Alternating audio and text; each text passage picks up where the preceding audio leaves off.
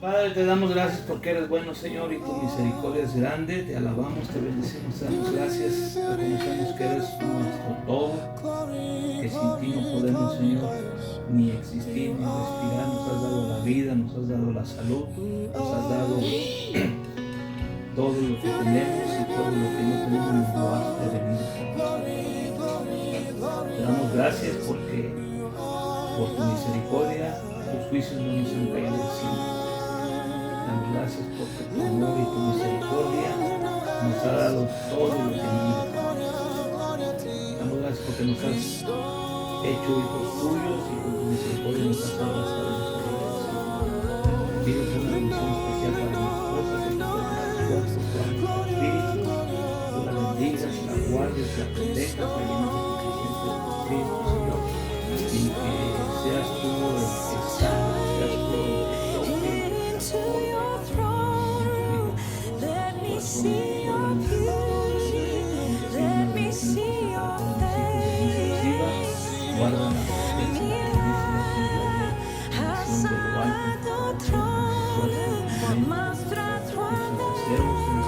de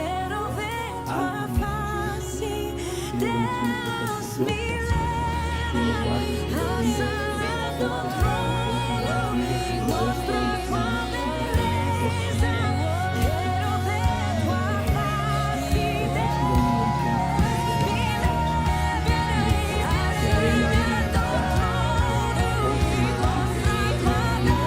alto,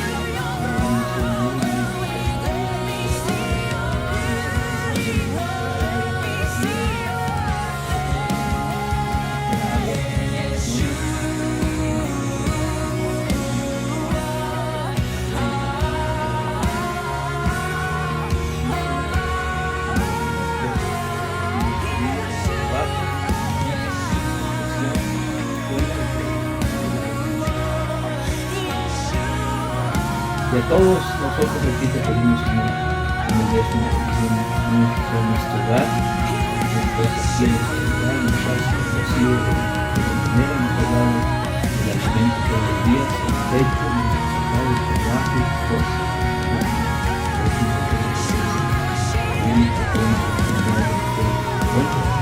Que los alcances, sobre todo, Señor, a aquellos que están tratando de acusarte, de matarte, de saber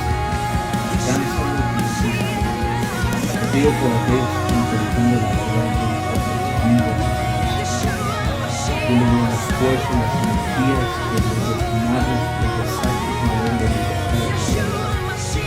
Tú en el nombre de Jesús, la palabra que hoy vamos a estudiar, venga a nuestra mente, también venga, Señor, en nuestro espíritu, para que nos haga nuestra voz y nos haga obrar con justicia. Ayúdanos y despejanos la mente y el corazón de las tinieblas de este último tiempo, de mentiras y de error y de espíritus de inmundicia. En el nombre de tu amor, Yeshua, tú lo rogamos, Padre. Háblanos el día de hoy. Amén. Entonces la clase del día de hoy es el Evangelio panorámico o panorámicamente. Escogimos como base el libro de Lucas porque es el que él mismo dice que lo escribió después de una exhausta investigación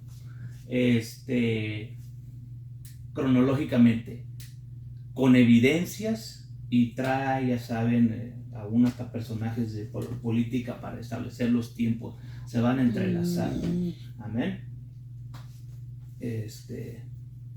Ahora, como les decía la vez pasada, toda esta Biblia, todo este libro, que gracias a Dios aquí tenemos 66 libros, es como unas partituras musicales que están para toda una sinfonía. Todo esto es una sinfonía, es una melodía que está perfectamente escrita por la mente maestra de Dios, del maestro, y que él va a ir utilizando personajes para meterlos a su orquesta, en este caso los escritores, pero todos están leyendo esta partitura, la mente de Dios. Entonces no importa que haya muchos escritores, que haya muchos músicos, que en momento va a resaltar el escrito de alguien más o el comentario de alguien más en la Biblia, mas sin embargo todos tienen la misma visión panorámica, todos tienen el mismo set de notas, todos tienen las mismas partituras, saben cuándo entrar, cuándo salir, cuándo estar acomodados con otros instrumentos o con otros personajes y cuándo dar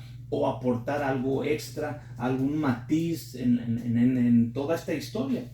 Entonces vimos que al estudiar los evangelios vienen estas 4 personajes, Mateo, Marcos, Lucas, Juan, los cuales van a traer sus puntos de vista, van a traer sus instrumentos, a veces van a tocar juntos, van a entrelazarse estas 4 corrientes escriturales o de escritos, de manuscritos de estos personajes. A veces se van a cruzar, van a platicar del mismo tema, van a estar entonados al mismo momento, pero hay momentos en que se van a retrasar, se van a adelantar, pero todos tienen la misma partitura, la misma línea de verdad, no se pueden separar, todos están entonados perfectamente, aunque sean diferentes escritores, diferentes inclusive tiempos cuando estas personas los escribieron, estaban hablando del mismo tema. Todos, mencioné que todos están coordinados con esta batuta, con esta mente de Dios, con este poder del Espíritu Santo que es el que controla,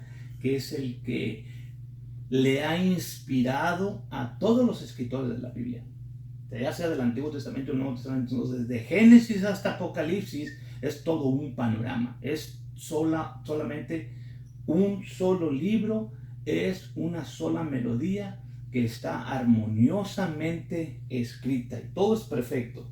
Y a través de los evangelios, o en este caso de este estudio que estamos llevando, y también de toda la Biblia, todo es acerca de sacerdocio.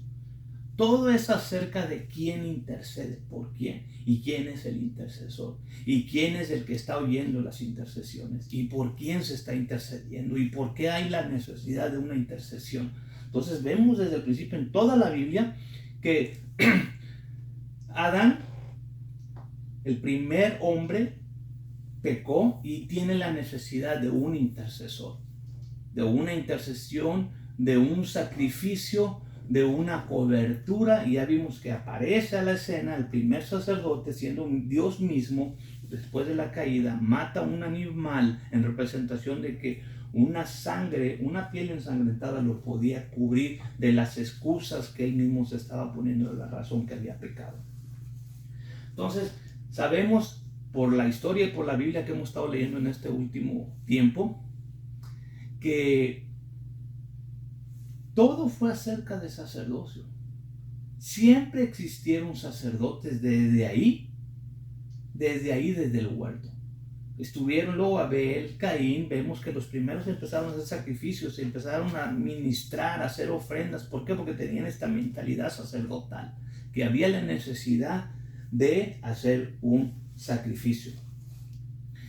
Y lo que hemos aprendido es que cuando el Señor da una promesa a Abraham, Isaac, Jacob, y luego como pueblo de Israel en Egipto, ya están para salir y Él llama a 22,000, los protege, los unge, los separa como sacerdotes de este orden sacerdotal que ha venido caminando desde el principio.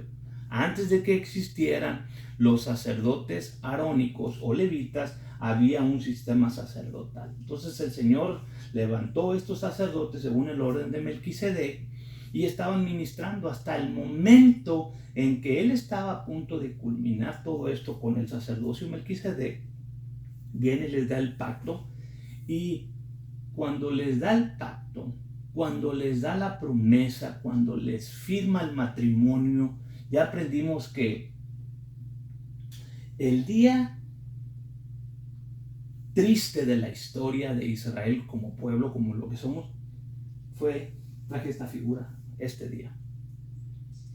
Este día que aparentemente aquí Ellos estaban contentos, gozándose, celebrando.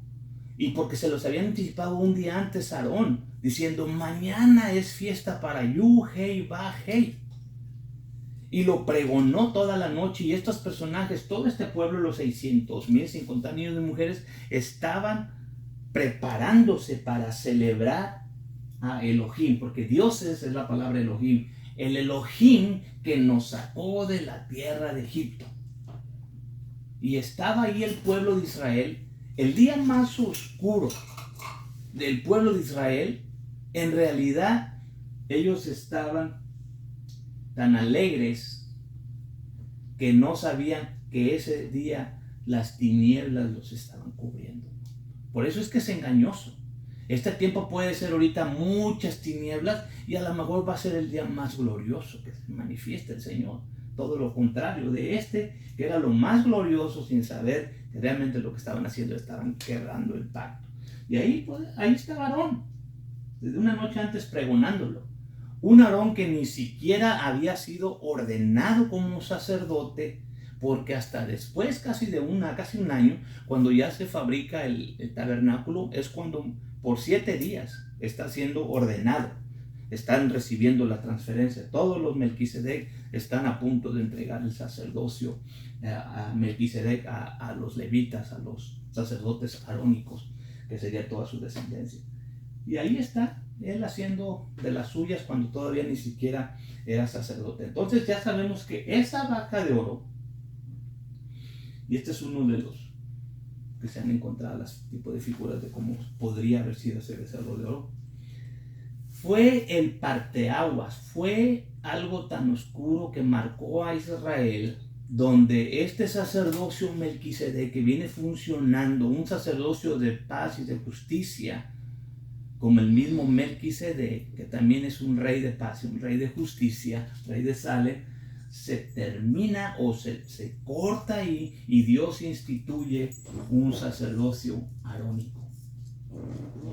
Ahora, con lo que hemos estado aprendiendo a través del Evangelio, las buenas noticias es que ahora el Señor va a terminar con el sacerdocio de sangre, con el sacerdocio familiar arónico, con el sacerdocio que ha estado hasta el momento del Señor, el Mesías Yeshua, y va a regresarnos a este sacerdocio Melquisedec. Esas son las buenas noticias.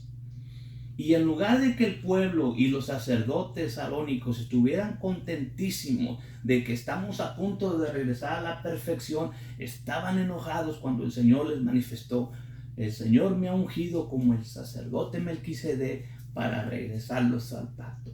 Se enojaron tanto cuando debieron haber estado contentos. Yo no me acuerdo que aquellos 22,000 se enojaron en entregarle el sacerdocio a Aarón y a sus descendientes levitas. No, porque se reconocieron que la habían regado, habían pecado fuertemente quebrando el pacto con el becerro de oro, que tuvieron que entregar, inclusive pagaron rescate por los extras personas que había, arriba de los 22,000. Entonces, estos no estaban con esa misma disposición de entregar el sacerdocio. No lo estaban.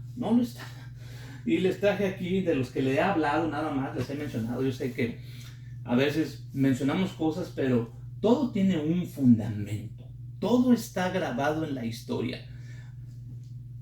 Hay personajes que se han dado la tarea, aparte de la Biblia, hay recursos históricos, aunque en la Biblia viene todo el nombre y la cantidad de sacerdotes que van a llegar desde Aarón hasta el momento que se van a ir al exilio, después cuando van a regresar al templo, el segundo templo, y después cuando están en el momento, hasta ahí, ya cuando llega el Imperio Romano, ya la Biblia no habla de quién estaba, se perdió ese linaje, nomás de repente aparece siendo Caifás y Anás, los sacerdotes.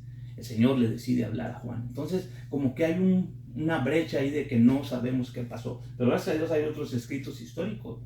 Flavio Josephus, él escribe la lista de la cantidad de los sacerdotes que hubo en ese periodo. Y el Talmud, o estos escritos que tienen los judíos, en cuánta cantidad de sacerdotes fueron hasta el momento que fue el año 70, cuando se destruyó el segundo templo. Muchos dicen que hubo como 16, 18 sacerdotes en el primer templo y otros que hubo como 70 en el segundo templo, un total de 80 y tantos. O sea, hay también los que se van al extremo que dicen, no hombre, hubo como 400 sumos sacerdotes. Pero bueno, vamos a ser coherentes y vamos a ir a las historias, lo básico, lo que está en la historia grabado. ¿Ok?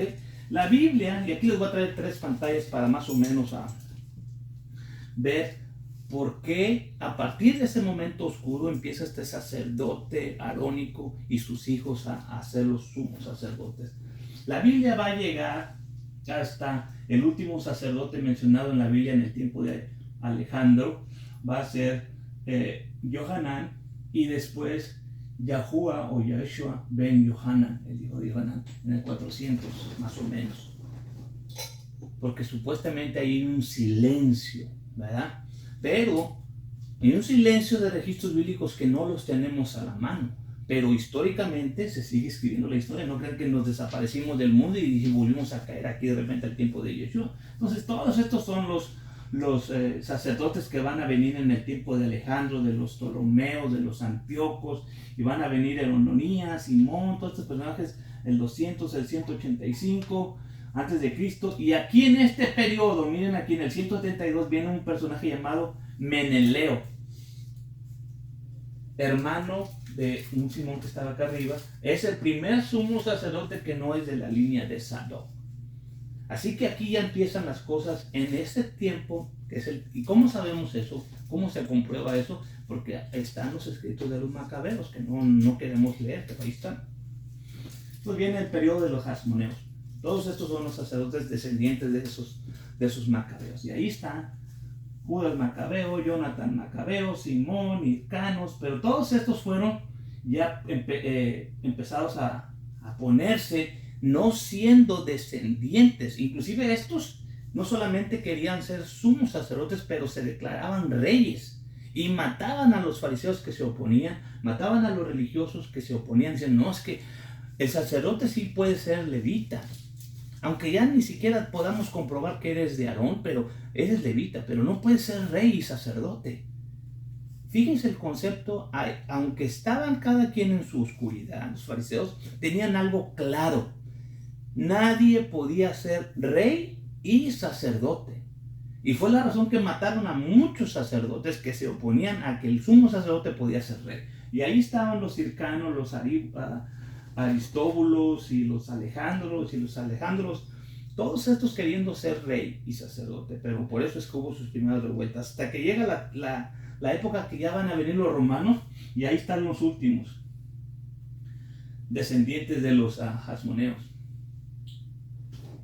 hermano de Mariane, que vendría siendo el esposo de Herodes, y ahí es donde se mezcla todavía algo peor. Entonces ahora estos sumos sacerdotes que ya venían usurpando la fuerza, el poder, ahora se va a mezclar con la política, y un rey que ni siquiera es judío va a ser rey y va a empezar a establecer sacerdotes que ni siquiera son sacerdotes, ni siquiera pueden cumplir ciertos linajes. Y por eso es que les he dicho que todo esto ya venía en una corrupción al máximo nivel, y ahí podemos ver que empiezan a aparecer personajes. Se va acercando el tiempo del Señor, Hananel, Joshua, Benfabus y todos estos personajes, y en el tiempo que supuestamente creemos que nació el Señor, en el año 0, 4 años antes de Cristo, Matatías ben Teófilo es puesto. Todos estos ya son puestos por Herodes, miren, establecido por Herodes, puesto por Herodes, nombrado por Herodes, aunque era originario de Egipto, no importa, vamos a poner a un familiar, pariente de estos, o nombrado por Herodes Arquealo, nombrado por Quirino, todos estos. Aquí llegamos a los conocidos que tenemos en la Biblia, otra vez, a Anás, en el año 15, nombrado por Quirino, y ya después pasaron unos cuantos. Él va a dejar de ser sumo sacerdote, fíjense, Anás va a dejar de ser sumo sacerdote, y van a haber unos sumos sacerdotes en medio entre él y Caifás, mas sin embargo él va a volver a retomar el poder de sumo sacerdote en el tiempo que hemos leído según Lucas, que es nuestro nuestra clave, nuestro estudio básico. ¿Okay? Ahí está Anás, más o menos entre el año 6 y el año 15 de esta era, nombrado por Quirino. No fue nombrado por el concilio de Jerusalén, por el concilio, o por así decirlo, por el Senedrín. No, fue nombrado por un político, o sea, un apuntalamiento, no quería decir dedazo, pero es un nombramiento de un político a un religioso. Tú vas a hacer, tú me convienes que estés ahí controlando la religión mientras yo controlo la política, porque la religión, si no me apoya la política, va a haber problemas, ¿ok? Entonces ahí está Anás, vamos a llegar al año 36, que es cuando más o menos está Caifás. Todos estos números son aproximados, porque pueden estar arriba 4 años atrás, ahí sería más o menos en el año 30, 4 o 5 años, que es que muchos piensan que están movidos los tiempos. No importa, están apareciendo todos estos nombres con referencias y con historias y con personajes y con escrituras desde aquel tiempo. Todo esto es bíblico y todo esto es reforzado por la historia. Entonces aquí va a aparecer en el año 36 Caifás, y miren adelantito en el año 41, el personaje que les he hablado, Teófilo ben Hanán, hijo de Anás. Este es el que se cree que posiblemente es el sacerdote, el sumo sacerdote al cual Lucas le está escribiendo, Teófilo ben Anás. Así que, mi querido Teófilo, si esto es verdad, por eso me inclino, porque aquí hay registros bíblicos que soportan lo que les he hablado. No nada más es porque ahí de repente a alguien se le ocurrió, no. ¿Okay? Y hay muchas escrituras a través de lo que les he hablado. Muchos rollos, muchos manuscritos que apoyan esa teoría. Pero si quieren seguir pensando que era un romano, está bien. También hay la posibilidad que pudo haber sido un romano político que quería los escritos del Evangelio. ¿Ok?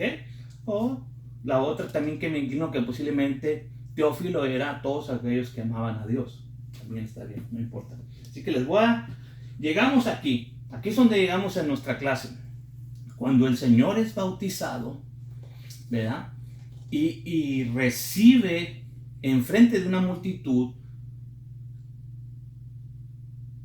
una voz del cielo que se aparece en forma corporal como de paloma, y una voz que sale y dice: este es mi hijo amado. Y les comenté yo que ahí fue Juan, siendo descendiente de Zacarías, directamente de Aarón. Está comprobado. Los otros ya les puedo decir que no está comprobado que eran hijos de Aarón. Zacarías sí. Y Juan, pues descendiente de dos. No solamente Zacarías era hijo de Aarón directamente, ¿verdad? Sino también acá estaba Elizabeth, descendiente directamente de Aarón. Este Zacarías sí cumplía estos requisitos, y Juan también. Por eso creo yo que Juan, ¿por qué siendo Anás y Caifás los sumos sacerdotes, Dios decide hablarle a Juan? Y es como empieza Lucas. Siendo estos dos sumos sacerdotes, Dios decide hablarle a Juan. Entonces aquí es donde Lucas está inclinando que el sacerdocio legítimo venía a través de Aarón, llegó a Juan. Y todo este lenguaje sacerdotal hace sentido cuando estamos aplicándolo a nuestra historia. Entonces ahí hay una transferencia sacerdotal. Y a partir de ahí Juan termina su trabajo. Y la profecía, desde que se le apareció, tú le vas a abrir camino. Ya Isaías venía diciendo: alguien va a venir que es el que va a abrir camino y va a empezar. El Señor va a llegar, va a habitar, va a venir con nosotros y nos va a regresar al pacto, que es de lo que se trataba. Va a venir los días, dice el Señor, en que Él va a abrir, nos va a dar un nuevo pacto. Entonces esta voz, les voy a leer algo de esta voz, ¿verdad? La vez pasada les leí las 2 partes o 3 partes donde aparecía, pero quiero leerles algo hoy que está en el Salmo 110:1, y aquí vamos a empezar nuestra clase el día de hoy. Ya sé que hablé como 10-15 minutos, pero aquí empiezo. Era el recuento de lo que hasta donde ya llegamos. Salmo 110:1 dice así, Salmo de David.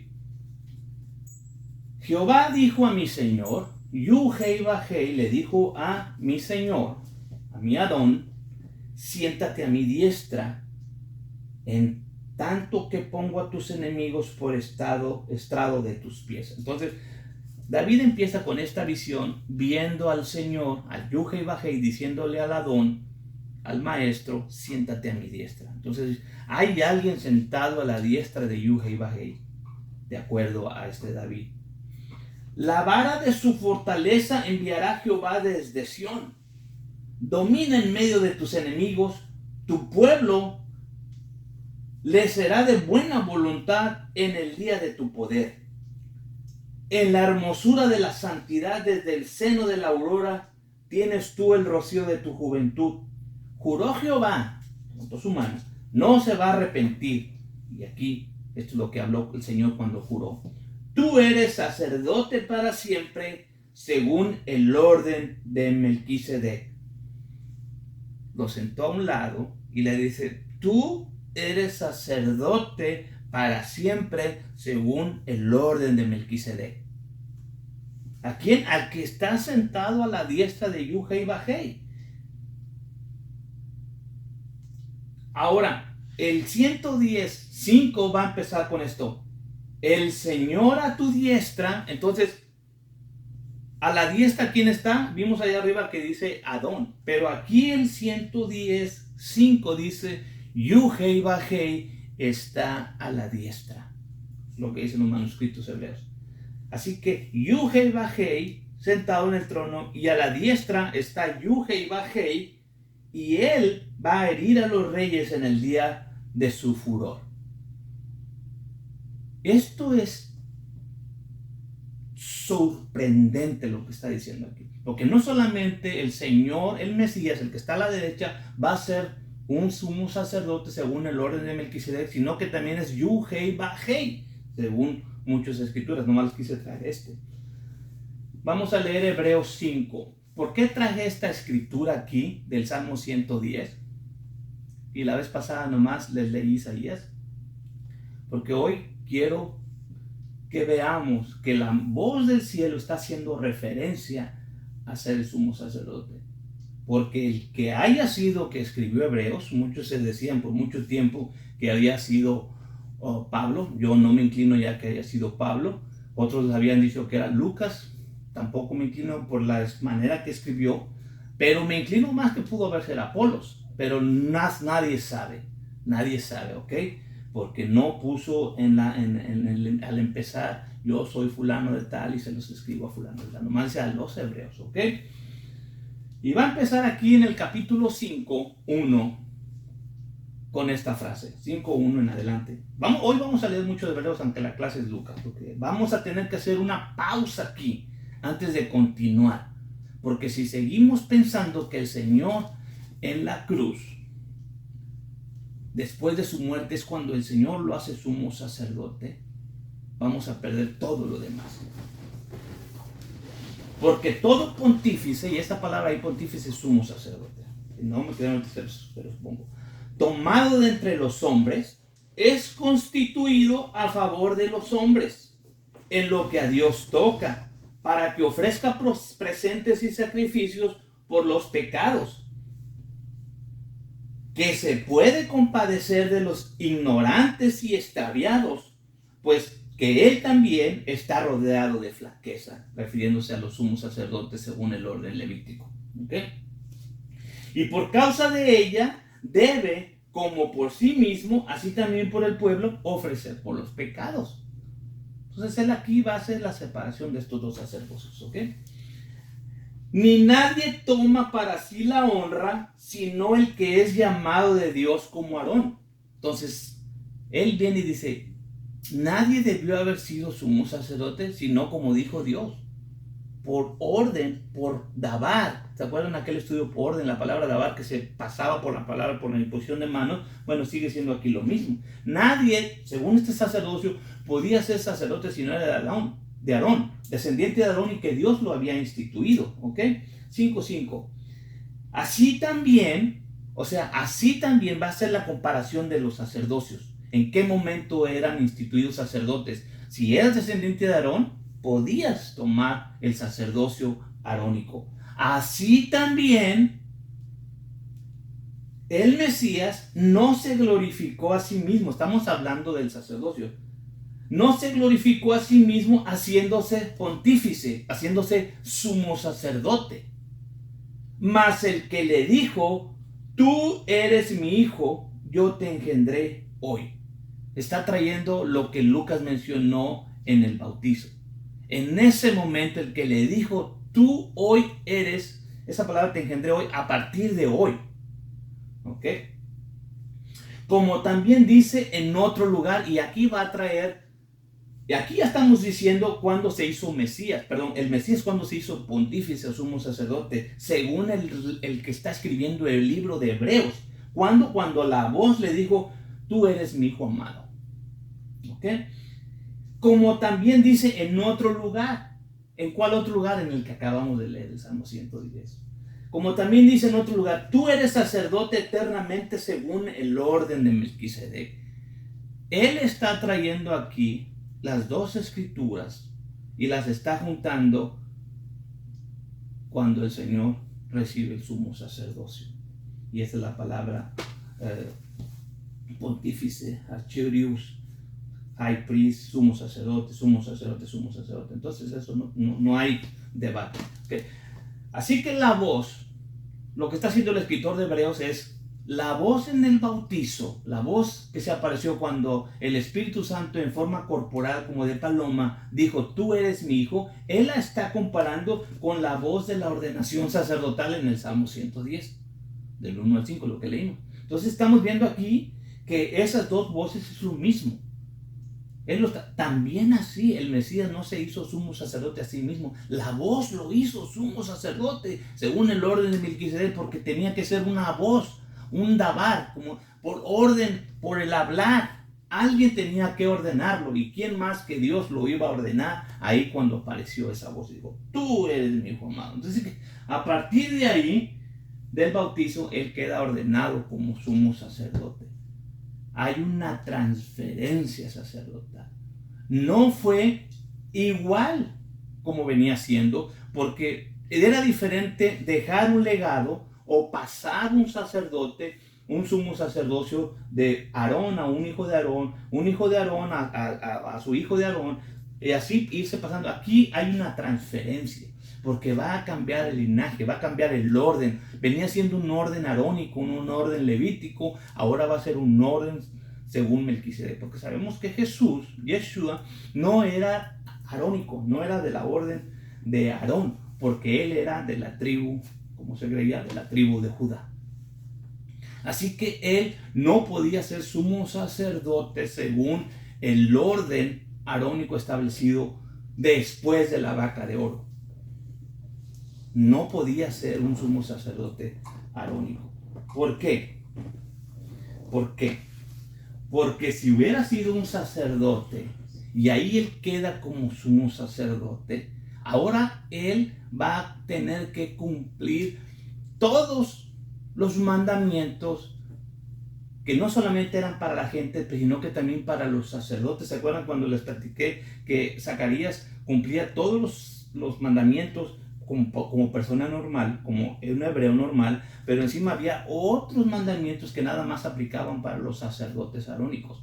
¿Okay? Entonces ese Zacarías cumplía más mandamientos que el resto de la gente porque tenía el acceso al lugar santo. Ahora, Jesús, Yeshua, si es que él recibió el sacerdocio, ¿por qué entonces lo vemos haciendo cosas que muchos creen que quebró la ley? Entonces, si tú estás siguiendo a un Mesías y tienes dudas de que quebró la ley,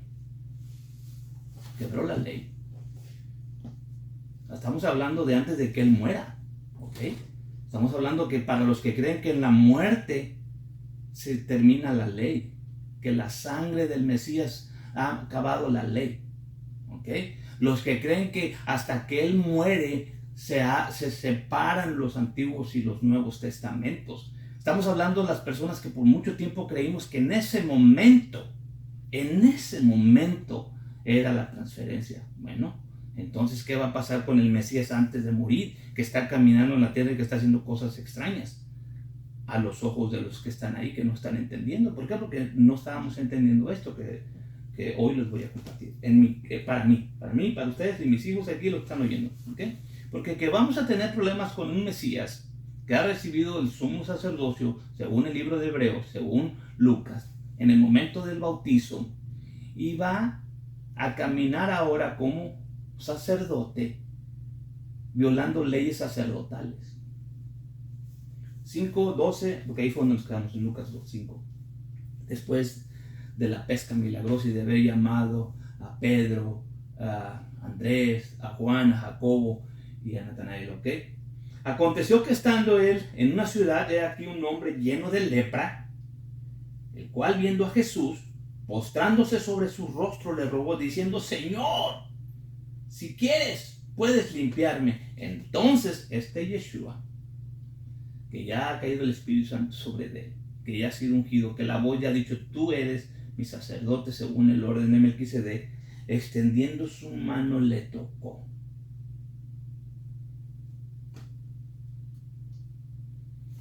Quiero ser limpio, y luego la lepra se fue de él. Yeshua, sumo sacerdote, no es de la orden levítica. Por eso la ley para los sacerdotes levitas no aplicaban a este nuevo sacerdocio que había otra vez establecido el Señor, según el orden de Melquisedec. De lo contrario, él había violado esa ley de tocar un leproso. Él debió haberlo inspeccionado. Pueden ir allá a Levíticos, que hay 2 capítulos para esto nada más. Inspeccionarlo, mandarlo 7 días si tiene dudas, y traerlo 7 días, volverlo a mirar. Nunca lo tocaban, lo miraban, otra vez lo traían, y así en la famosa cuarentena. Y si veía que era limpio, lo mandaba al sacerdote a que llevara las palominas y todo eso, y la sangre, y otros 7 días allá, y después regresaba, y después tenía que hacer un sacrificio de animales para el pecado, y después otro sacrificio. O sea, era una de muchas cosas. Y entonces aquí el Señor está diciendo: ¿sabes qué? Ya eres limpio. Y además lo tocó. Entonces, para los que están creyendo que el cambio sacerdotal fue el día de su muerte, ahí tienen a un Yeshua pecando. Pero gracias a Dios que no creemos así. Cuando la voz le dijo: tú eres mi hijo amado, en ti tengo contentamiento, y a ti te he hecho sacerdote para siempre, según el orden de Melquisedec. ¿Okay? Así que todo es acerca del sacerdocio, pero Jesús tenía algo más, porque si era según el orden de Melquisedec, el Melquisedec era sacerdote y era rey. Tenía que ser rey y sacerdote. Tenía que ser rey y sacerdote. Entonces ahora tenemos cosas que ya está haciendo un sacerdote. Está intercediendo, y cuando hablaba podía decir: tus pecados te son perdonados. Tenías autoridad como sacerdote. Ahora, como todo es acerca de la realeza, vamos a tener que toparnos, por eso me regresé aquí, a toparnos con la realidad bíblica y buscar si el Jesús, si el Yeshua, con la Biblia, es realmente descendiente de David, o es realmente descendiente de lo que se dice que es. Porque si no, entonces vamos a tener problemas legales. Acuérdense que la Biblia es un documento legal. Él no es descendiente de Aarón, mas sin embargo ya había una provisión para que él pudiera ser sacerdote, no del orden arónico, sino Melquisedec. Ahora, para ser rey de Israel, él tiene que cumplir ciertas normas. Así que vamos ahora acerca de su genealogía. Hoy vamos a hablar acerca de su genealogía para ver si Yeshua Mesías es realmente el rey, el Malquisadik, el rey de la justicia, el rey de Salem. Son los títulos del Melquisedec. ¿Ok? Y vamos a empezar con Lucas. Siendo sumos sacerdotes Anás y Caifás, vino la palabra del Señor sobre Juan, el hijo de Zacarías, en el desierto. Es lo que ya les dije. Que no importa que estos eran los sumos sacerdotes, ya les enseñé la gráfica, que habían sido puestos por Herodes el primero y luego Herodes el segundo. O sea que estos no eran ni siquiera puestos por el sistema arónico, eran simplemente política, y por eso estaba la corrupción al máximo nivel. Así que aunque aquellos eran sumos sacerdotes, Anás y Caifás, Dios estaba hablando con Juan, dando a entender Lucas en su relato que Juan era el que tenía el sumo sacerdocio legítimo, era el que estaba haciendo el trabajo del sumo sacerdote. No estaba vestido como se vestía el sumo sacerdote. Muchos dicen es que no tenía dinero, otros no, eran muchas cosas, pero allá estaba con sus pelos de cabra, comiendo chapulines, grillos o langostas y miel, allá en el desierto en Betábara, cerquita de la comunidad de Qumran, donde se encontraron los rollos en los 40. ¿Okay?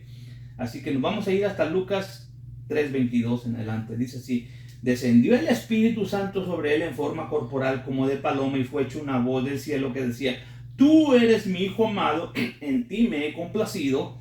El mismo Jesús comenzaba a ser como de 30 años, hijo de José, como se creía que fue hijo de Elí. Lucas aquí está poniendo un disclaimer en su relato. Está diciendo, hijo de José, como se creía.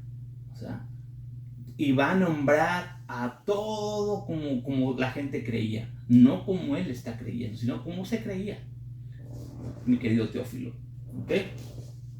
Pero aquí básicamente está diciendo que él tenía 30 años. Curiosamente, la posición para ser sumo sacerdote tenía que llegar de 30 a los 40. ¿Ok? Así que vamos adelante en el 3:31. Y empieza.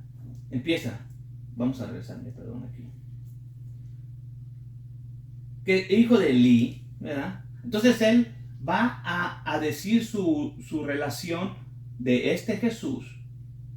Va a llevarlo primero al que se creía que era su papá, el hijo de Elí, y luego se va a ir hasta llegar a Dios. ¿Ok? Pero tiene que pasar por David, porque tiene que ser hijo de David, tiene que pasar por Abraham, lógico, tiene que ir a Adán. Que fue de Melea en el 3:31, que fue de Mainán, que fue de Matán, que fue de Natán, que fue de David, que fue de Jesse, que fue de Obed, que fue de Boz, que fue de Salmón, que fue de Nazón. Así que en su relato genealógico de José hacia atrás está pasando por David, ¿ok? A través de Natán, su hijo Natán, ¿ok? En el 3:34 dice que fue de Judá. Entonces va a pasar ahora el relato hacia atrás por Judá, por Jacob, por Isaac, por Abraham, que fue de Tare, que fue de Nacor, que fue de Cainán, que fue de Nos, que fue de Set, que fue de Adán y que fue de Dios. Se regresó hasta Dios. ¿Ok? Entonces pasó su relato: Dios, Abraham, Isaac, Jacob, Judá, David, Natán, ¿verdad? José. Hijo de Elí, José. Ahora vamos a compararlo aquí con el relato. Aquí es donde hay que hacer estas líneas que les digo. Vamos a juntar varios instrumentos y vamos a ver cómo se oye. Tienen que estar entonados en la misma frecuencia. Y vamos a ver qué dice nuestro hermano Mateo, porque aquí hay que llamar un testigo.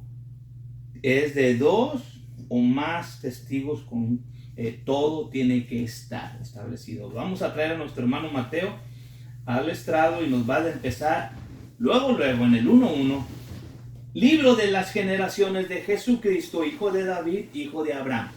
Él entonces va a empezar con Abraham y se va a venir de Abraham ahora de regreso. Lucas empezó de José, Elí, y se fue hasta Dios. Mateo va a empezar de Abraham para abajo. ¿Okay? Tiene que pasar por David.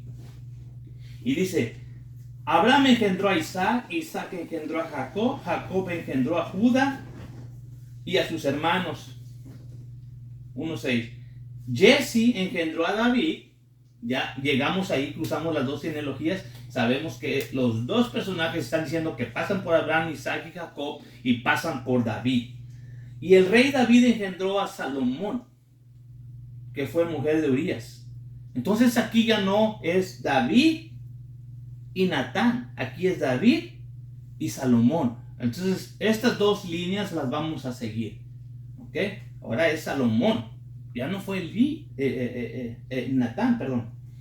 Y Eliud engendró a Eleazar, Eleazar engendró a Matán, Matán engendró a Jacob, Jacob engendró a José, marido de María, de la cual nació Jesús, el cual es llamado el Cristo. ¿Se acuerdan que allá José, su papá, era Elí? Ahora aquí tenemos a Jacob, el papá de José. Entonces los dos, Lucas nos empieza de Dios a José, Mateo nos empieza de Abraham a José. Pero aquí es claro que son dos Josés de los que se están hablando en estas genealogías. Porque ya vimos que José, como se creía, hijo de Elí, y Mateo dice que José, el hijo de Jacob. Aunque los dos llegamos a José, quedamos como que, ¿qué pasó aquí? Ahora, si nosotros vamos a creer, porque aquí es donde está todo este asunto que nos puede causar problemas. Si vamos a creer que estas dos genealogías nos llevan al José y que estas son las genealogías, entonces estamos creyendo que José tuvo que ver con el nacimiento del Mesías. Y aquí es por eso donde el judaísmo se ríe de nosotros. A ver, la Virgen María. Pero hoy podemos ver y entender algo diferente. Hoy podemos ver realmente que el Mesías es sacerdote según el orden de Melquisedec. Es Dios, porque el Señor le dijo al que está a su derecha, que también es Yuhei Bajei, tú eres sacerdote según el orden Melquisedec, según Salmo 110 y otros muchos escritores, porque solamente tú tienes el poder para salvar y solamente Jehová salva. Yuhei Bajei es el único que tiene el poder para salvar. Entonces, este personaje a la derecha del Señor, Yeshua, tiene que comprobar que es rey. Y aparentemente Lucas y Mateo pues no nos están ayudando mucho. ¿Ok? Pero vamos a seguir leyendo. Seguimos leyendo Mateo. De manera que todas las generaciones desde Abraham hasta David son 14 generaciones. Y desde David hasta la transmigración de Babilonia, 14 generaciones. Y desde la transmigración de Babilonia hasta Cristo, 14 generaciones. Ahora, esto nos ayuda mucho porque vamos a contar las 14 generaciones. Pero hay otra cosa. Acuérdense que Pablo y otros escritores dicen, ninguna profecía se puede interpretar independientemente porque todo es una sinfonía, todo tiene que estar así. Entonces, otra de las cosas que el judaísmo, para negar que Yeshua es el Mesías y que es descendiente de David, traen estas escrituras. Y por eso las traigo yo también, porque uno está en esta línea de investigación donde muchos yo sé que van a decir, ya lo sabía, está bien, yo no. Y por eso se lo estoy compartiendo aquí a mis hijos. Porque esta escritura, si creemos que José, descendiente de David, es el portador del semen, de la semilla, del esperma para el nacimiento de nuestro Mesías, estamos equivocados. Porque número uno, estamos pensando que José tuvo que ver en el nacimiento de él. Y hay muchas escrituras que hay que tomar en cuenta. Una de ellas vamos a Jeremías 22:1. Así dijo Jehová, desciende a la casa del rey de Judá y habla ahí esta palabra. Ya sea en el tiempo que van a estar, se van a ir a Babilonia. Oye palabra de Jehová, oh rey de Judá. Estás sentado sobre el trono de David, tú y tus criados y tu pueblo que entran por tus puertas, así ha dicho Jehová. Haced juicio y justicia y librad al oprimido de mano del opresor. No engañéis ni robéis al extranjero, ni al huérfano, ni a la viuda, ni derramaréis sangre inocente en este lugar. Aparentemente ese era el problema.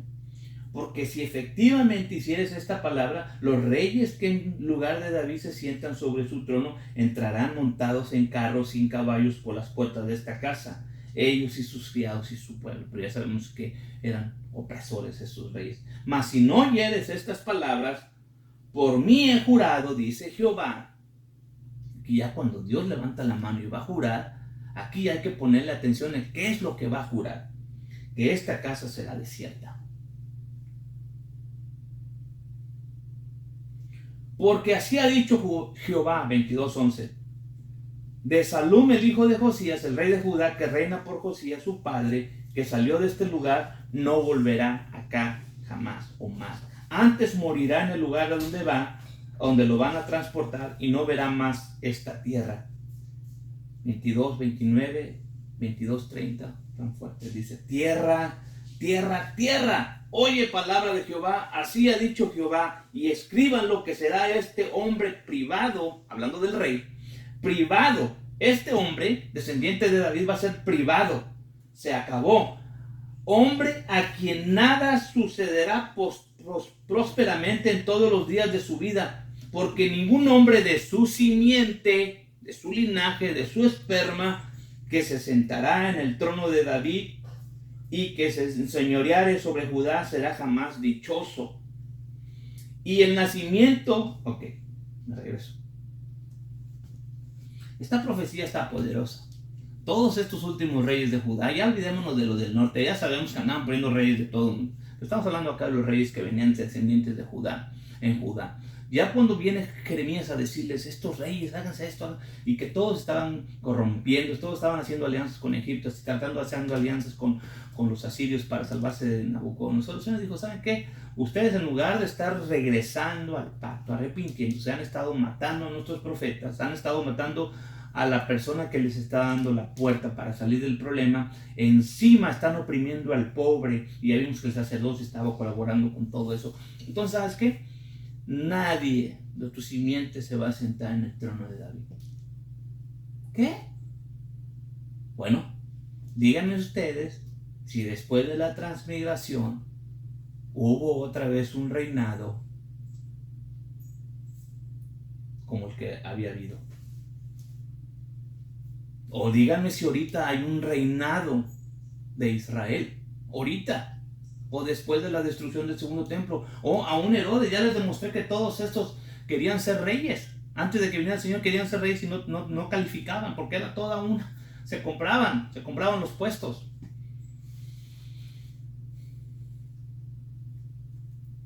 La violencia, la matazón del mismo pueblo, de sus mismos hermanos, para quedar en el pueblo. Ninguno iba ya a quedar, a ser próspero, se sentara, si era descendiente de Josías, de David, se podía sentar y ser próspero. Y se equivocó Jeremías. Si algo tuvo Jeremías, fue que su mensaje todo se cumplió así. Y comentaba alguien en esta semana, Jeremías tuvo un mensaje poderosísimo, mas sin embargo no tuvo muchos seguidores, solamente uno. Nadie le creyó. Entonces no importa cuántos seguidores tengas, la verdad no va a dejar de ser verdad. No va a dejar de ser verdad, se va a cumplir y se cumplió. ¿Ok? Ahora vámonos a Mateo, porque hay que regresar a Mateo después de lo que leímos. Entonces, las dos genealogías nos llevan a José. Una, José el hijo de Eli, otro a José el hijo de Jacob. Claramente son dos Josés diferentes. Y el nacimiento de Jesucristo fue así. Tenemos que apoyar en la Biblia lo que acabamos de decir. Si José tuvo algo que ver. El nacimiento de Jesucristo fue así, que siendo María su madre, desposada de José, o sea, comprometida de José, antes que se juntasen, se halló haber concebido del Espíritu Santo. Y José, su marido, como era justo, no quiso infamarla, sino que quiso dejarla secretamente. Sus dudas, ¿cómo? Pero bueno, no, como era justo, no. Si yo digo aquí que la van a apedrear, la van a matar, la va a caer todo esto, mejor secretamente me voy a desaparecer de la escena, pero el ángel va a venir y decir, no tengas en tomarla. Pensando él en esto, en dejarla secretamente, he aquí el ángel del Señor le apareció en sueños diciendo, José, hijo de David. O sea, José sí venía de David. No temas de recibir a María, tu mujer, porque lo que en ella es engendrado del Espíritu Santo es. No es tuyo, José. Ya te diste cuenta, por eso la quieres dejar secretamente. Pero es del Espíritu Santo y parirá un hijo, porque aquí va a cotizar en el 1:21 la profecía, parirá un hijo y llamará su nombre. Por eso Jesús no hace sentido aquí, sino Yeshua, porque él, Oshia, él va a salvar a su pueblo de sus pecados. Y todo esto aconteció para que se cumpliese lo que fue dicho por el Señor, por el profeta, que dijo: he aquí la virgen concebirá y parirá un hijo y llamará su nombre Emmanuel, que declarado es: con nosotros Dios. Con nosotros Dios. Con nosotros Dios.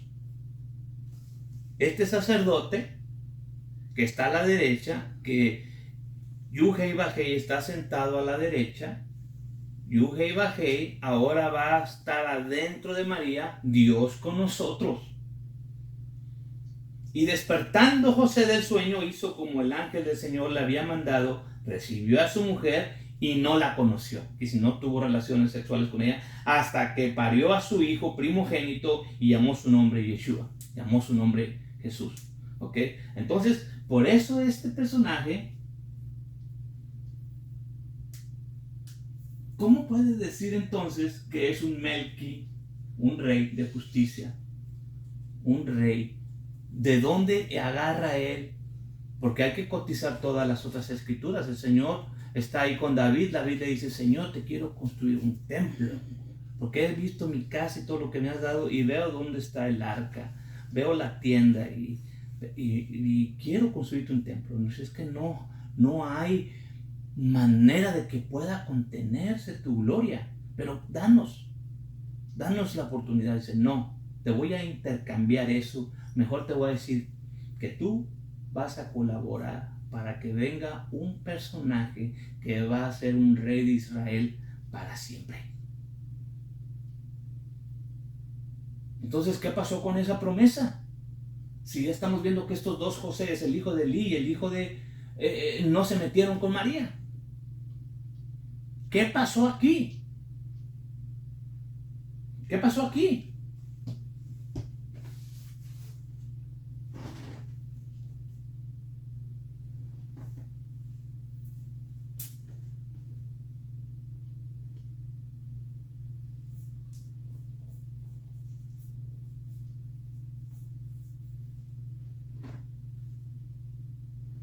Y aquí es donde se pone todo bueno.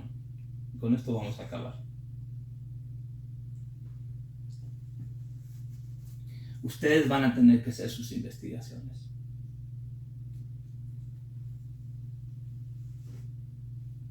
Ustedes van a tener que hacer sus investigaciones, porque lo que les voy a decir requiere mucho tiempo para explicárselos aquí.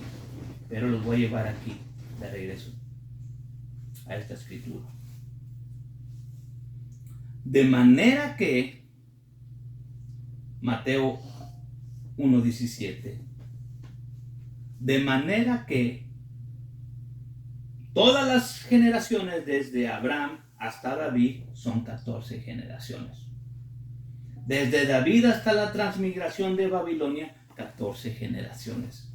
Y desde la transmigración de Babilonia hasta Cristo, 14 generaciones. Si Mateo, después de haber dado su genealogía, que viene desde Abraham y llega hasta José, el hijo de Jacob, no hubiera puesto este attachment, esta parte que incluye la genealogía, nos hubiéramos quedado como nos quedamos. Pues ni José, el hijo de Jacob, conoció a María, ni José, el hijo de Eli, se metió con María. Entonces, aquí, ¿dónde está la conexión? Por eso es que yo oí por muchas veces: el Espíritu Santo vino, le sacó el esperma a José y después fue y se lo metió a María. Por eso oímos esas tonterías.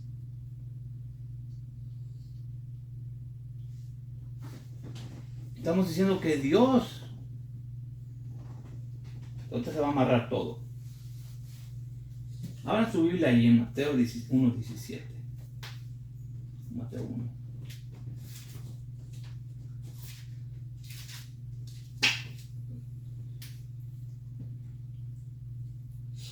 De el 2 al 6 hay 14 generaciones. Se las voy a contar: Abraham, Isaac, Jacob, Judas, Fares, Aram, Aminadab, Nazón, Salmón, Boz, Obed, Jesse, David. ¿Fueron 13 o 14? Vamos a volverlas. Abraham, 1. Okay. Judas, 2. Perdón, Isaac, 2. Jacob, 3. Judas, 4. O Judá. Fares, 5. Esrom, 6. Aram, 7. Aminadab, 8. Nazón, 9. Salmón, 10. Boz, 11. Obed, 12. Jesse, 13. David, 14. Entonces sí hay 14 generaciones entre Abraham y David. Ahora, vamos a ver las otras 14, a ver si es cierto. ¿Verdad? Salomón, 1. Roboán, 2. Abía, 3. Asa, 4. Josafat, 5. Joram, 6. Osías, 7. Joatán, 8. Acaz, 9. Ezequías, 10. Manasés, 11. Amón, 12. Josías, 13. Y Joconías, 14. Y sus hermanos en la transmigración de Babilonia. Sí hay 14 generaciones entre Abraham y David. También hay 14 generaciones entre Salomón y Joconías. Sí hay 14 generaciones. Ahora vamos a ver si hay 14 generaciones después de la transmigración, como dice en el 17. Vamos a contarlas. ¿Dónde estás? Ahora vamos a Mateo 1, 12. Porque vamos a contar los que siguen después de Joconías. ¿No lo tienes en la pantalla? No la tengo en la pantalla porque ustedes la van a tener que leer. Okay. Porque los iba a confundir.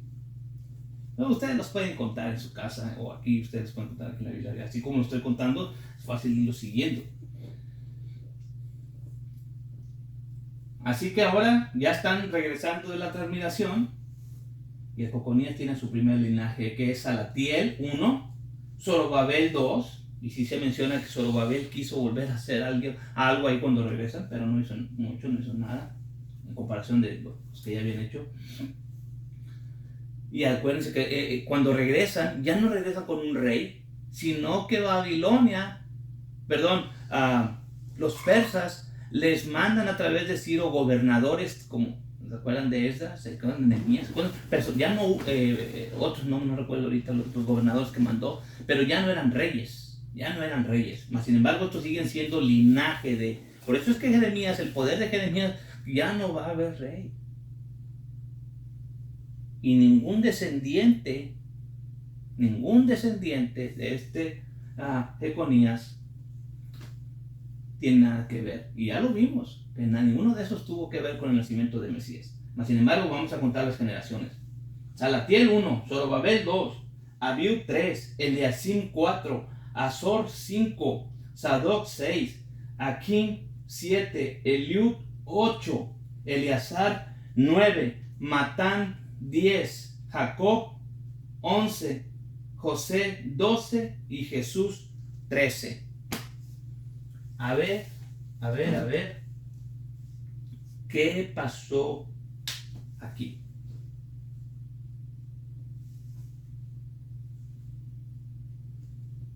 Jesús es el 13, mas sin embargo acabamos de leer que hay, desde la transmigración de Babilonia, hay 14. Y si comprobamos que había 14, pero aquí hay 13. ¿Por qué? Les voy a decir por qué. No me lo crean, pero están viendo que les falta una persona ahí para llegar a Jesús. Les falta una persona para llegar a Jesús. ¿Ok?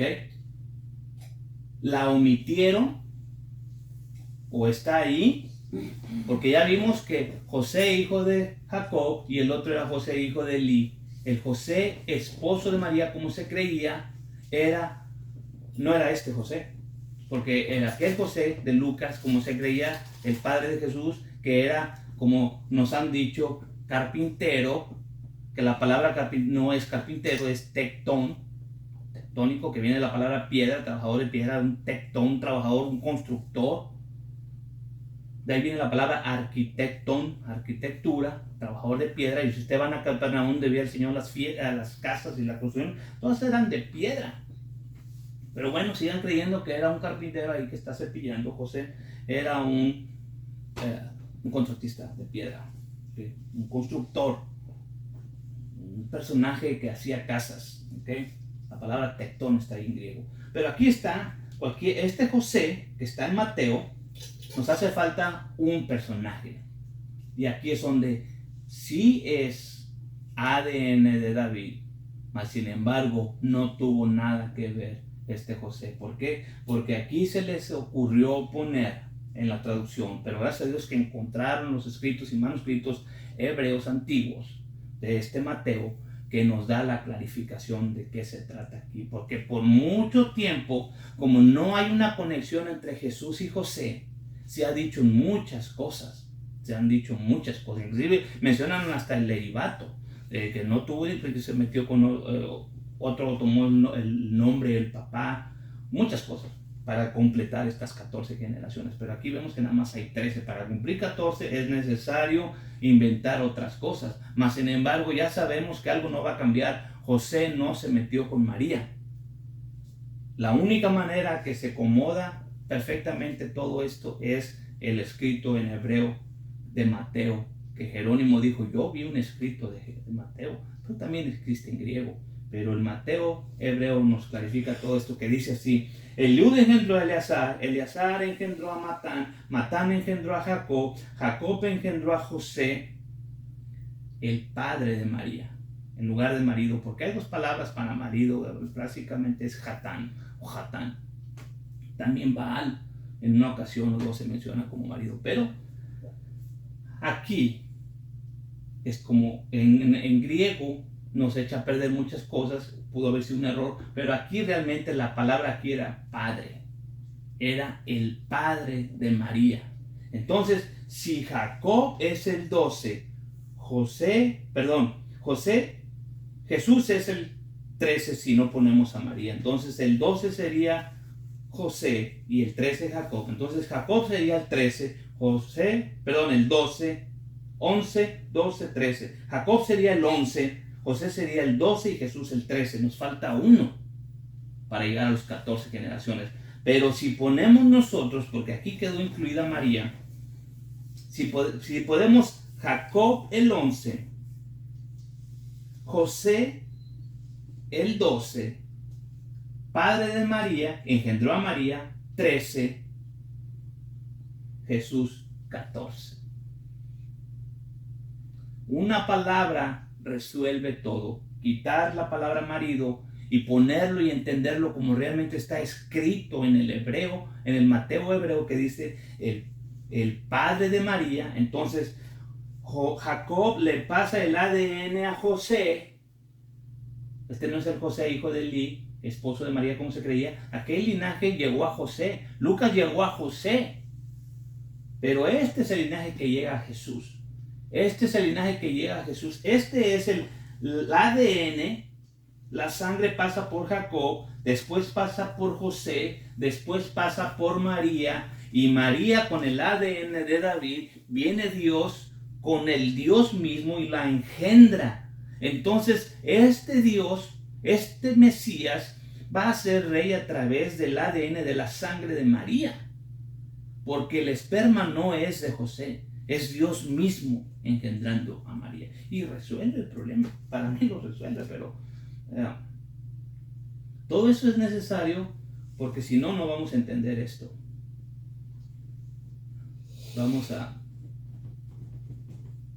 Porque ya vimos ahí que dice, no la conoció hasta que parió a su primer hijo, y después tuvo más hijos María. Entonces vamos a tener que entender que este personaje, Yeshua el Mesías, es sumo sacerdote porque la voz lo hace sacerdote según el orden de Melquisedec, pero él ya trae el linaje de David a través de Jacob, José, María, Jesús o Yeshua.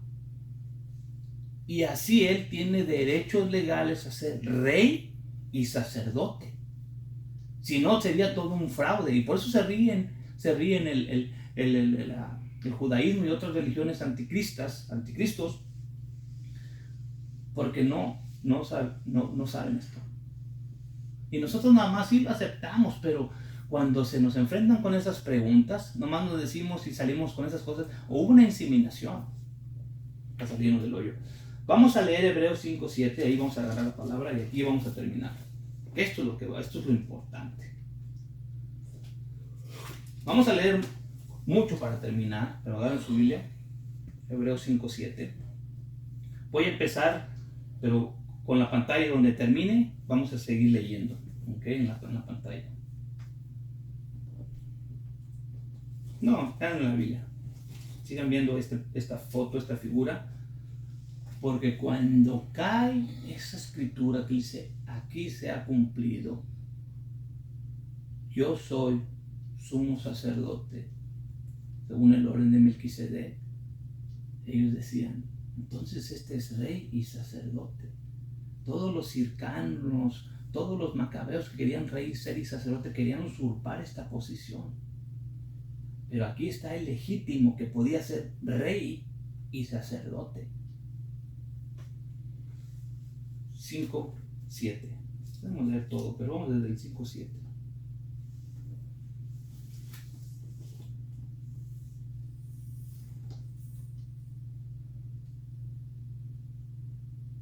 Porque ya leímos lo que leímos de aquella voz que compara la voz que se oyó en el bautismo con la voz que se oyó que profetizó a David. Ella comparó esas dos escrituras, ¿ok? Y entonces, vamos a leerla si quieren. 5:5.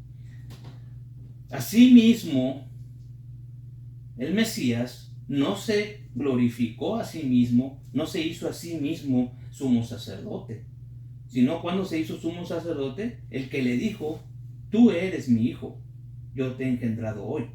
Como también está en otro lugar, tú eres sacerdote eternamente, según el orden de Melquisedec. Salmo 110. Tú eres Dios, el cual en los días de su carne,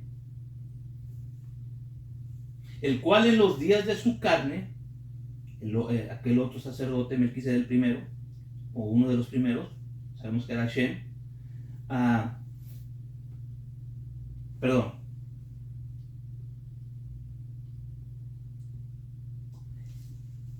el cual en los días de su carne, refiriéndose a Yeshua, el cual en los días de su carne, ofreciendo súplicas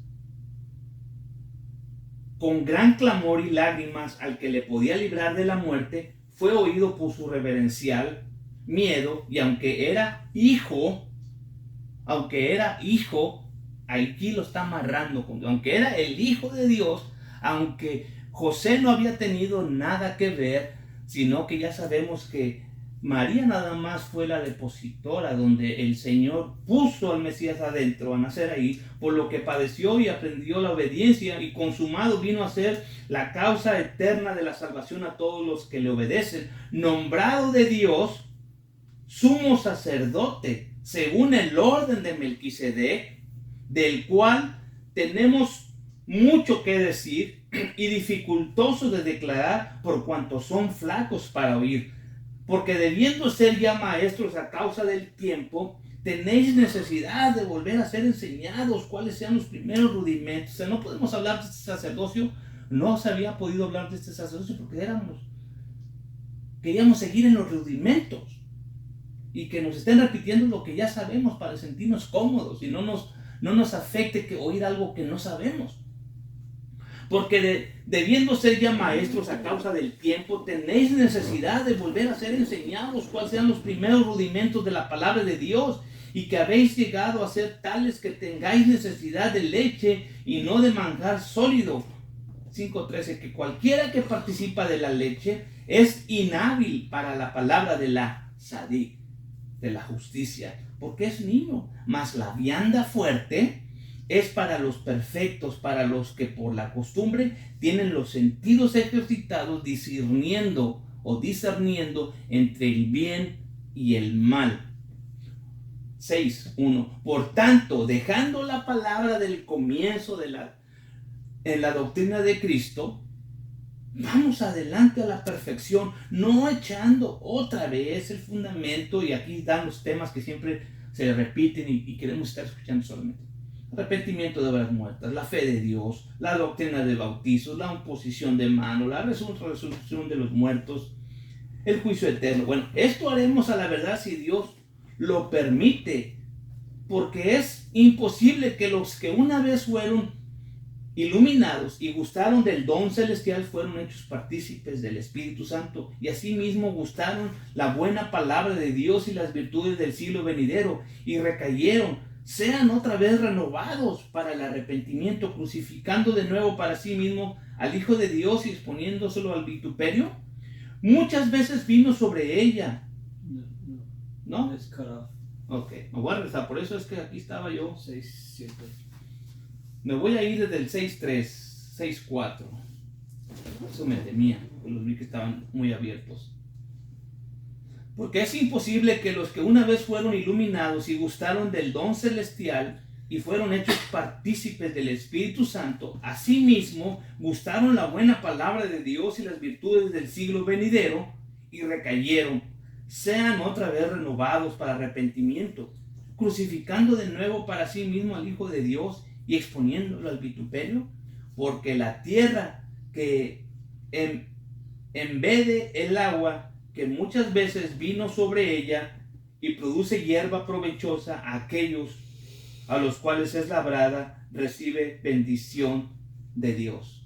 Vamos a seguir leyendo ahí. Mas la que produce espinas y abrojos, maldición, cuyo fin será el ser abrazada.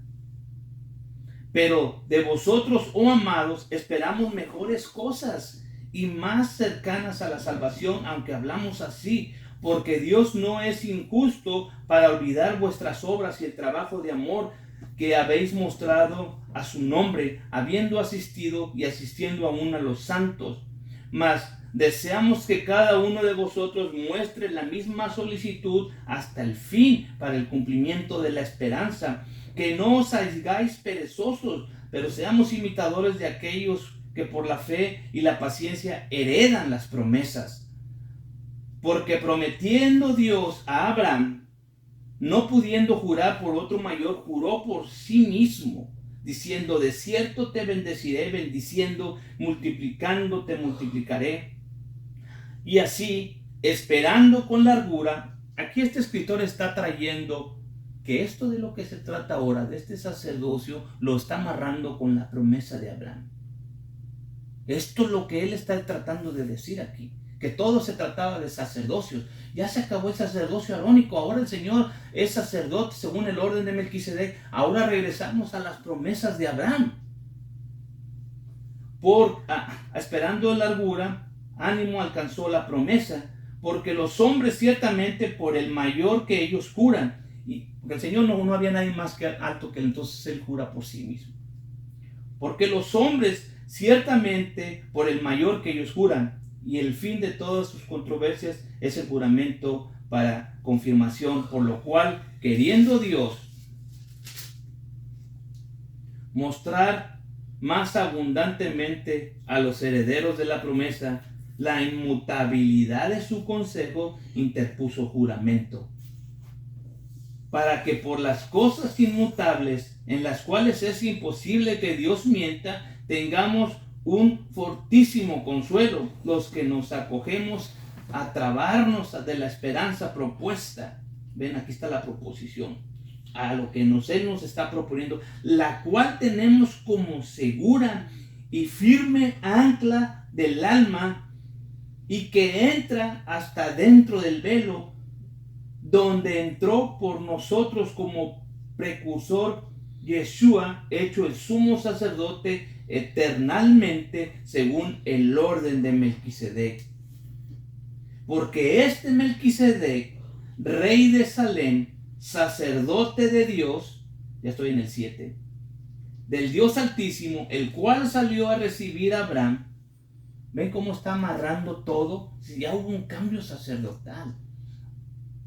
Ahora es este Señor, Yeshua, que es Dios, ha tomado este sacerdocio para llevarnos de regreso al pacto, a la promesa de Abraham, el cual asimismo dio a Abraham los diezmos de todo, primeramente el que se interpreta rey de justicia y luego también rey de Salem, que es rey de paz, sin padre, sin madre, sin linaje, porque él no tenía linaje arónico.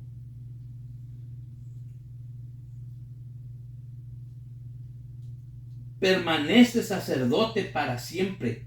Mirad pues, 7:4, cuán grande fue este, al cual aún Abraham, el patriarca, dio diezmos de los despojos. Hashem, ¿se acuerdan?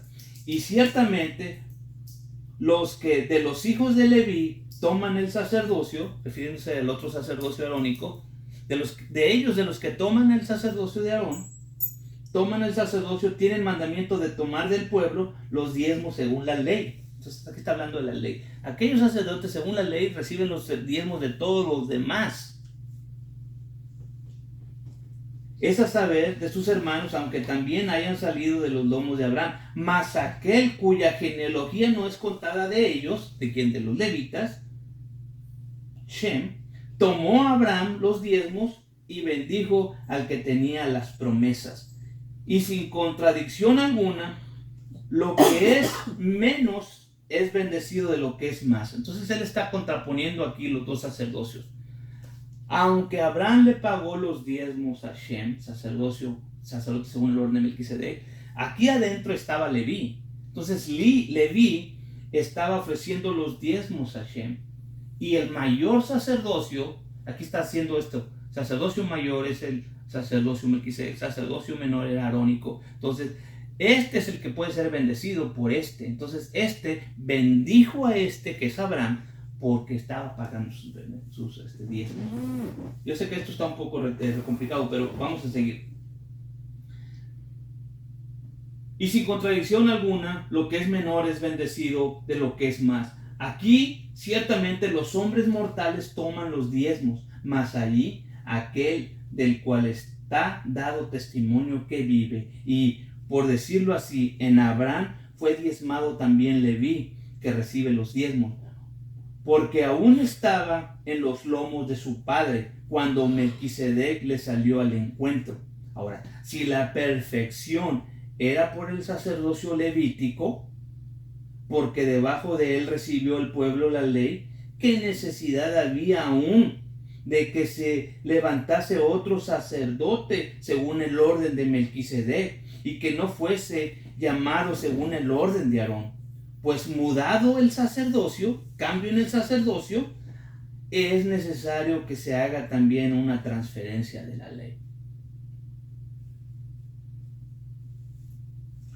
Porque aquel del cual esto se dice, de otra tribu es. O sea, este sacerdote, sumo sacerdote ahora, Melquisedec, Yeshua, del cual nadie asistió al altar.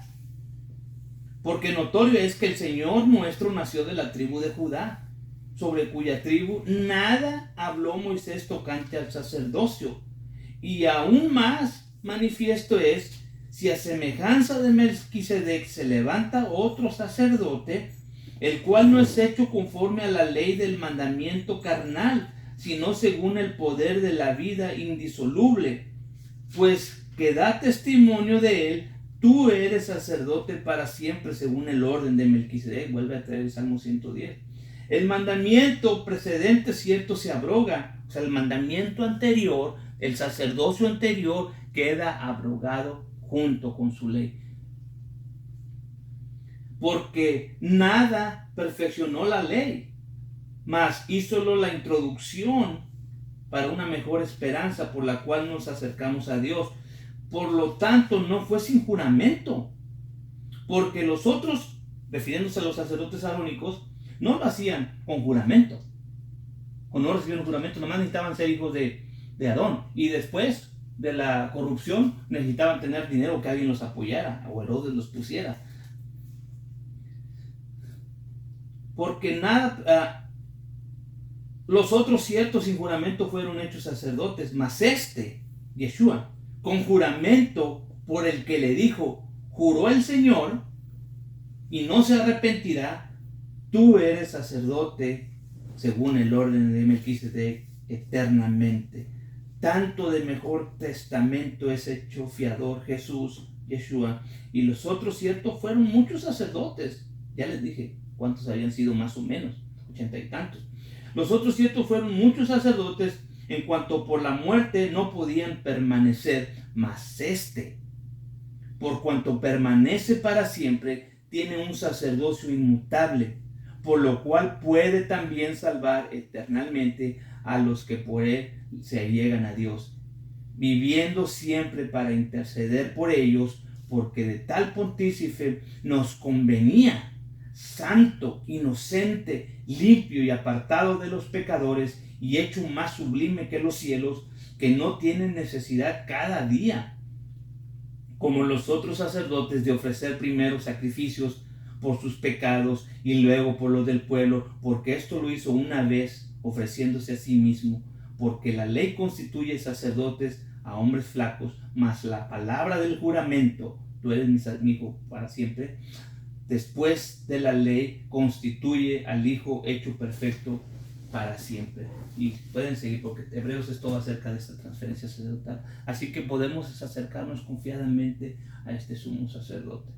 Entonces, aquí hicimos esta pareja para comprobar con los mismos escritos que este Yeshua, que ahora es un sacerdote a partir de ahí, desde que bautizó, todo fue bautizado, todo lo que él va a hacer no va a ser bajo el sacerdocio según arónico. Ellos están allá y legalmente van a seguir trabajando hasta que él va a venir. Es más, van a seguir trabajando hasta el año 70.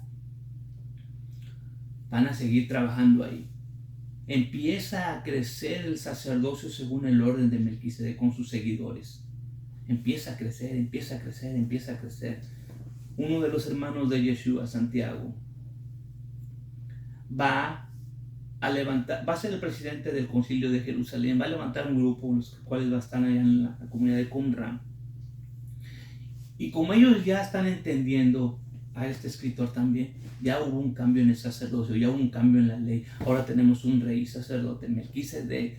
Empezó a ver esto. Entonces empieza la decadencia de este sacerdocio arónico, porque si hay un cambio en la ley, lo que está a punto de desaparecer, refiriéndose al sacerdocio del templo, ya no hay necesidad de eso, porque por eso es que ya no hay necesidad del templo. Todos aquellos que estén pensando en el templo, ¿qué sacerdocio van a utilizar? Arónico. Pero si el sacerdocio arónico ya quedó afuera de la figura, porque este sacerdote eternamente, a partir de ahí adelante, ya no podemos regresar al templo, al sistema sacerdotal arónico. Entonces empieza a crecer, y había mucha gente, tanto así que la mayoría de la gente empezó a decir, es que allá están pasando milagros, es que allá está viendo esto, es que allá está con la verdad, y este sacerdocio corrupto empezó a decaer, tanto que quieren asesinar a los líderes que están acá, ya después de que murió el Señor. Planean algo para asesinar a su líder. No muere en este momento, pero hace una gran revuelta. Una gran revuelta entre los años 68, 69 y 70, lo cual provoca con la destrucción del templo. Y está por escritos históricos de Flavio Josefus en las antigüedades judías y en las primeras y las segundas guerras judías. Pueden leer donde dice que el sacerdocio levítico arónico son los que ya sienten la presión de los creyentes en este nuevo sacerdocio, los cuales empiezan a presionar de tal manera que pues déjanos el edificio porque nosotros ya somos más. Y ellos son los sacerdotes arónicos, el sacerdocio levita, los fariseos que no quisieron soltar, estuvieron dispuestos, según Josefus, a quemar el templo antes de entregarlo. Los que iniciaron la revuelta en el año 70 a destruir el templo fue el mismo sacerdocio, según los escritos de Flavio Josefus. No te voy a entregar si este no es para mí, si este servicio, si este templo no es para nosotros, los arónicos, no va a ser para nadie. Y quemaron el templo. Y no quedó piedra sobre piedra. Después vienen los romanos, ya los romanos estaban ahí sitiando, estaban preocupados porque a ellos no les convenía una revuelta. estaban tratando de apaciguar todo. Pero los levitas dijeron, si este templo no es para nosotros, no es para nadie. Y hay escritos que comprueban esto que les estoy diciendo. Y sobre todo el tema. El sacerdocio levítico tenía su punto de finalizar. Yeshua lo dijo en muchas de sus parábolas. El Señor les prestó la viña para que la cuidaran. Después iba a venir el heredero y mandó mensajeros para decirle, ya van a entregar la viña.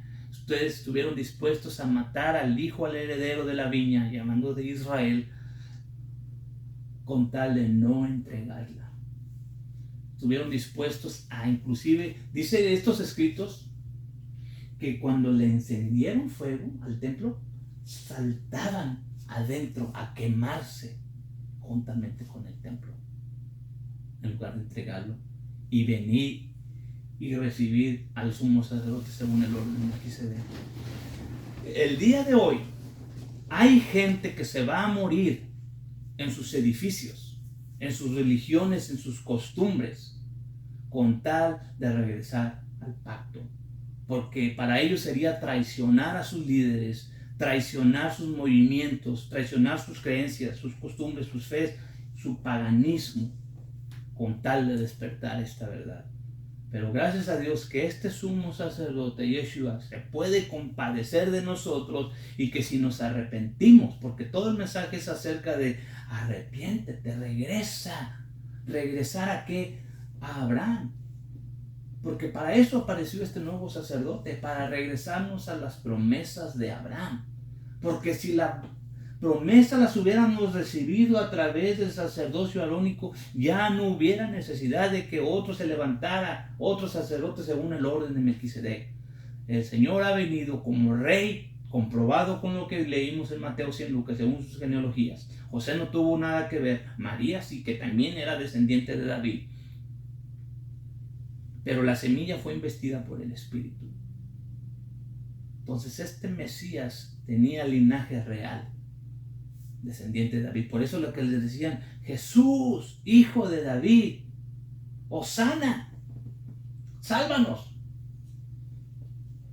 Se puede compadecer de nosotros si nos arrepentimos y regresamos al pacto, si regresamos a los mandamientos. Gracias a Dios porque tal sacerdote, tal pontífice nos convenía. Padre, te damos gracias porque eres bueno, grande es tu misericordia. No permitas que seamos necios y tercos y nos aferremos, Señor, a las costumbres, nos aferremos a las doctrinas de hombres, mandamientos de hombres, y desafiemos la autoridad del Rey de la paz, del Rey de justicia, del Rey de Salem, del Malquisedec.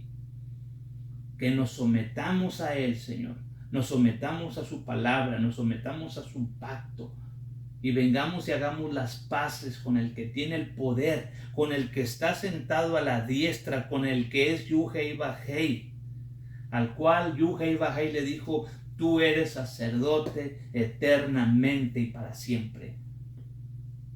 Ayúdanos, Señor, a doblar nuestras rodillas, como lo hizo Pedro en el bote, en el barco. Señor, soy pecador. Quiero regresar, me arrepiento. Ayúdanos, Señor. Ayúdanos, y te pido una bendición especial para mi familia, que venga un corazón dispuesto en arrepentimiento, que regresemos. Porque si no sabemos cómo, que tú nos digas, Señor, cómo, qué dejar, y que no estemos dispuestos a quemar, Señor, nuestra casa con tal de no aceptar tu voluntad, de no aceptar tu liderazgo, de no aceptar tu sacerdocio, tu reinado. Gracias, Señor, por llamarnos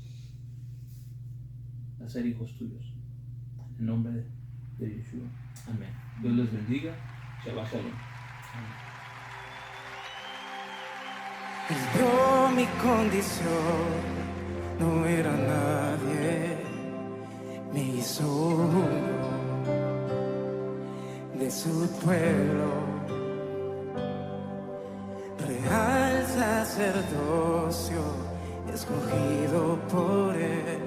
Él es mi Padre y yo su Hijo. Admirable consejero, príncipe de paz, es aquel que se hizo carne, lleno de gracia y verdad.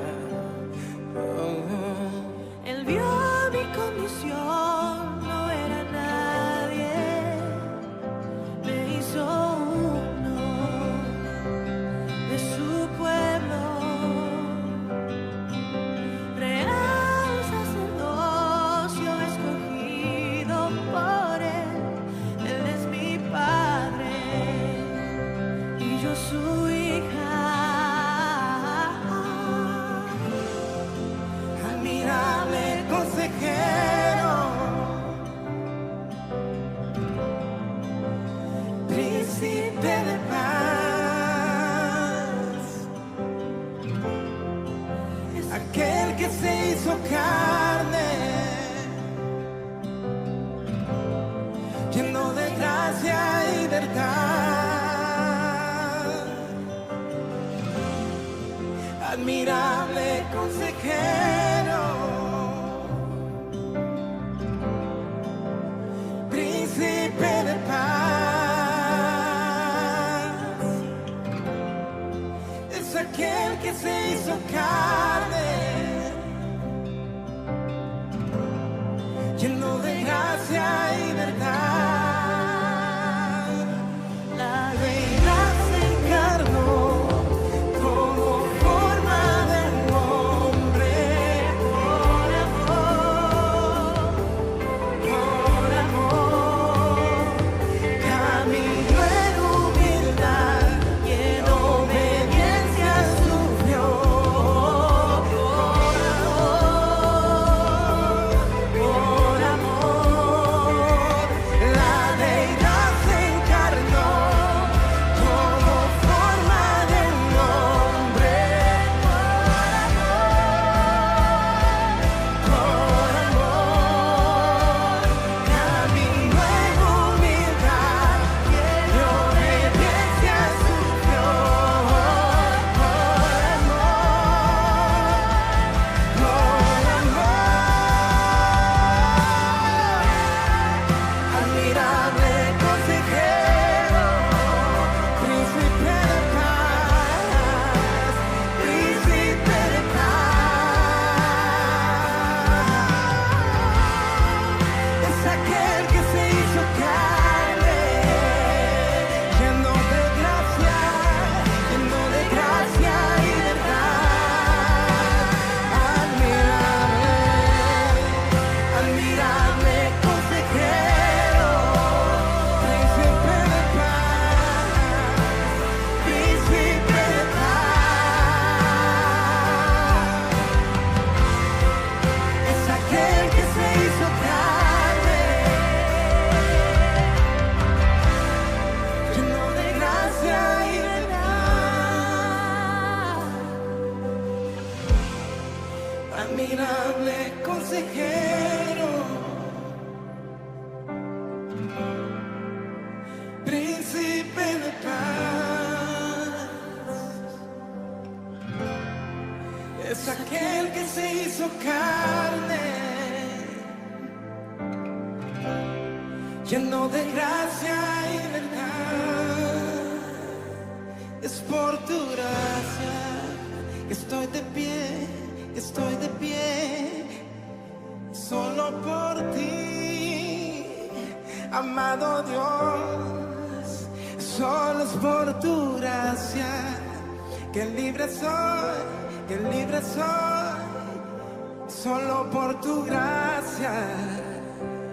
Oh, y solo es por tu gracia que sano soy, que sano soy, y solo por tu gracia, y solo es por tu gracia libre soy, que libre soy, que libre soy. Oh, y solo por tu gracia, alguien levante sus manos y diga, y solo por tu gracia, estoy de pie, estoy de pie, estoy de pie. Y solo por tu gracia, que libre soy, que libre soy, libre.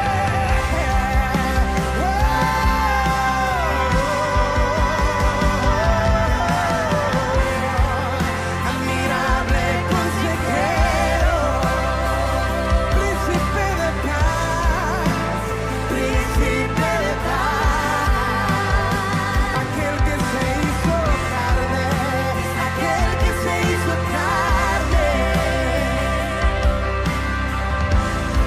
lleno de gracia y verdad.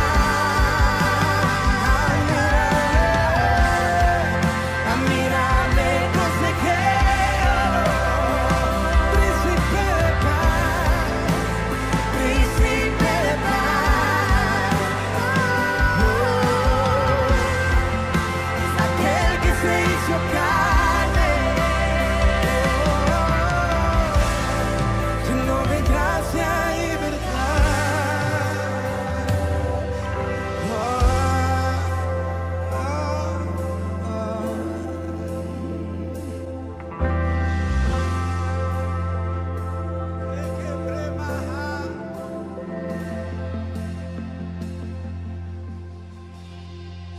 Admirable consejero, el príncipe de paz, es aquel que se hizo carne.